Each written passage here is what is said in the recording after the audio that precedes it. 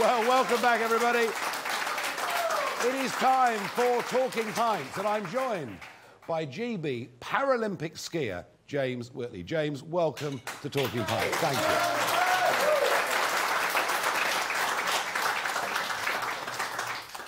Now, too many people these days are told they're victims.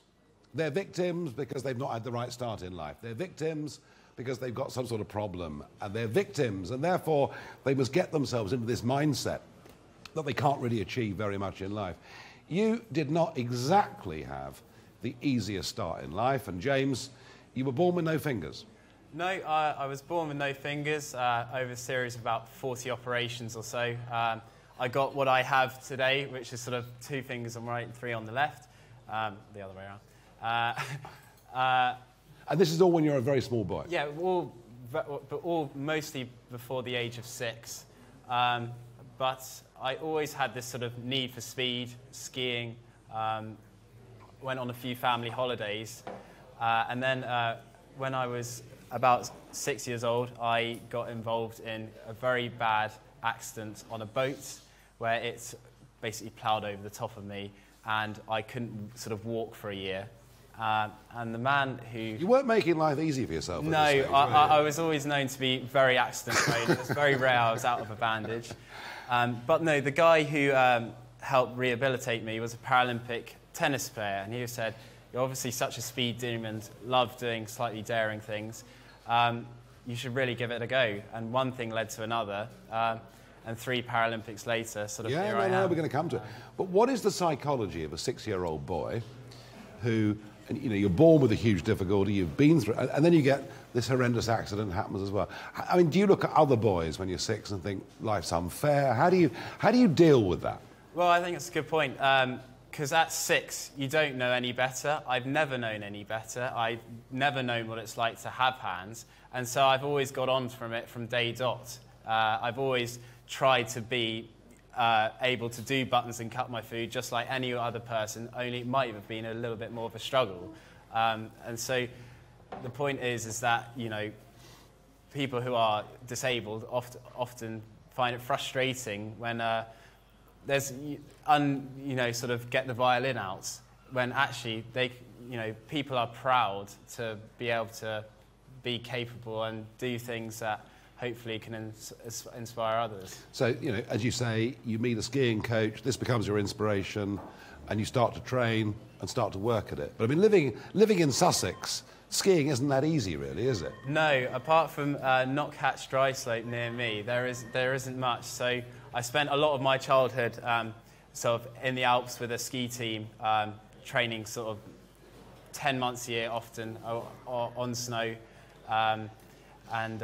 Yeah, so I got selected for the team when I was about 9 years old, and kept on doing my downhill training, and eventually was able to go to the first Paralympics, which was at Sochi in 2014. Yeah. And what's it like to go out there and represent your country at the Olympics? It's a massive honour coming out with the Union Jack, you know, doing the sort of opening ceremony, and looking up at the board that you've just done the run of your life, and you're representing the country that not many people have the opportunity. Here you are on screen for those that are watching us. Yeah, yeah. Yeah, so to be able to do the World Championships and Paralympics, obviously, and doing what I love, it was a massive honour for sure. And you're still very young. Yeah. You're still very, very young, so there's a lot more skiing in you. And from what I can see, going through all of the records, you're actually getting better and better, aren't you? Well, fingers crossed, there's been a steady progression. You know, sort of, obviously, it's not like football or athletics, where I can go home to see Granny for tea. I have to go out for months at a time, where someone from Austria or France or Italy, you know, they can train all day, every day. So I'm really happy with how the British team are doing in comparison, and I think there's more to come. But your own personal performances in terms of the World Championships and your world rankings, you're getting better and better. Is the best yet to come, James Whitley? Oh, I think definitely. You know, I've got the hunger to like keep going and push more. every time I do it, I enjoy it more. I'm a bit more relaxed. That's a big event like that because it can be quite overwhelming initially. But yeah, fitter and stronger than ever, so fingers crossed next time. We talked earlier on to the Bognor Regis women's football team, just getting started. They would have encountered great prejudice just a few years ago, but in the light of last Sunday, they won't.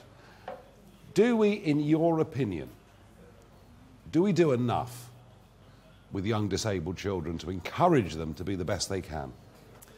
I think we're very lucky in the UK in the sense that I, at least, have very rarely ever seen a prejudice ever seen towards me. And I think Paralympic sport is getting more and more popular every time, each cycle that comes round. And I think with that, it really does give a bit of inspiration to sort of people who might not think they're able to do X, Y, or Z. So I do think it's ever improving. Yeah. Well, I wonder about opportunity, though. I mean, opportunity. I mean, are disabled kids encouraged to play sports of what? I mean, it's great that you get to the Paralympics. That's fantastic. And it's great that, the women win the football on Sunday. But getting involved in sport, being active, we can't all be winners. Are these going to become mass participation things, or is it still a matter of cost and difficulty? No, I do think, in general, like, disabled children are pushed just as much, if not more, than anyone, because they get a sort of sense of liberty that they might not have, especially if you're in a wheelchair. You'll get to sort of actively participate in sport. I think that's always getting better each time. Well, I do hope so. Yeah. I really hope so. Now, I'm told that your motto is the only thing we have to fear is fear itself. Is that right?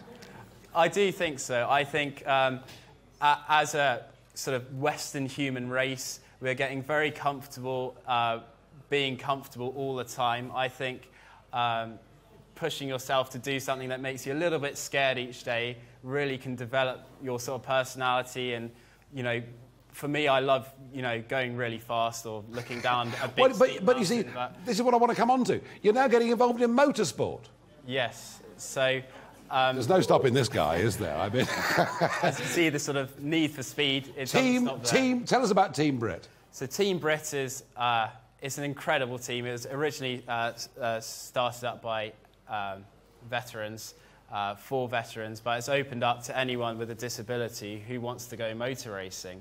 And it's not a disabled racing team. It's a racing team that happens to be disabled. That's the way I look at it. So currently, me and my teammate Chris, we're leading the championship, and we're hoping to sort of work our way up to the Le Mans 24-hour racing. So that's our goal. There's no stopping you, really, is there? No, absolutely not. I'm in it to win it, just like skiing. And I've always had this passion for cars ever since I was young. So every summer months I had at home, I was fiddling with a car if I could. I've got to say, James Whitley, I just think your positivity, your shrugging off of all those terrible difficulties you have for the first 7 years of your life and what you're going on to do, reaching higher and higher peaks, I think it is truly inspirational. And I hope that there are parents and kids watching this who have got their own difficulties, but realise through you and people like you that actually, with the right mental mindset, it's amazing in life what you can achieve. It's fabulous to have you as a guest on Talking Pints. And I'm sure this audience feel as I do. What an amazing guy, ladies and gentlemen.